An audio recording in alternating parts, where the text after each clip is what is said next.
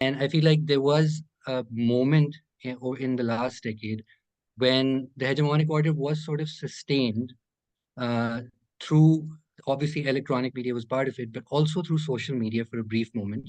And there was this confluence of interests between this rising youth focused sort of political organization, the PTI, and the state, briefly in the period of its rise and after it came into power.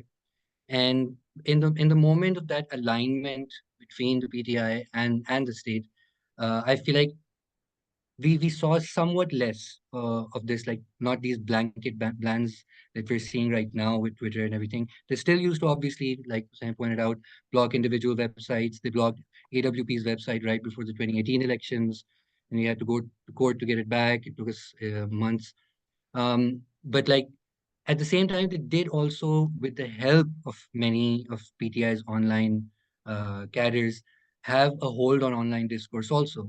Like the whole we saw, I mean, there was this entire thing we were taught about fifth generation warfare and like hybrid warfare and the need to combat enemy state narratives and enemies within also.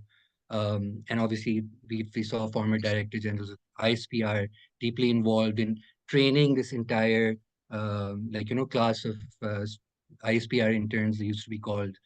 And I mean, so and there was some overlap also. I mean, there was a clear alignment of interest for a moment in history, and in which they could control a lot of the narratives on social media also.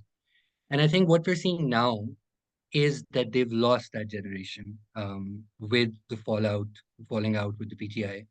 The generation of, I think, the fifth generation warriors that they trained, many of them. And I'm not saying they trained all of them. I think obviously PTI had its independent social media also, but there was an alignment of interest for a while. And in that process, the people who used to vociferously defend the state and many of its national security objectives and maybe, yeah, call out like nationalists and other sort of centrifugal political forces for their anti-state discourses,